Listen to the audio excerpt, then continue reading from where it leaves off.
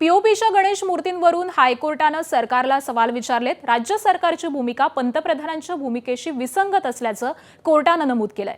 मोदी म्हणतायत मातीच्या मूर्ती बनवा, तुमचा आग्रह पीओपीचा का आहे असा सवाल कोर्टानं विचारलाय। तर सरकारनं आपलं धोरण नीट स्पष्ट करावं। उद्या बुधवारी पुन्हा एकदा या संपूर्ण प्रकरणावरती सुनावणी पार पडणार आहे। नद्या, तलाव, समुद्रामध्ये पीओपी मूर्ती विसर्जनासाठी बंदी घाला अशी याचिकेद्वारे मागणी करण्यात आली होती आणि याचिकेला मूर्तिकार संघटनांनी आव्हान दिलेलं आहे। तर सरकार मूर्तिकारांच्या बाजूने उभं राहिलंय।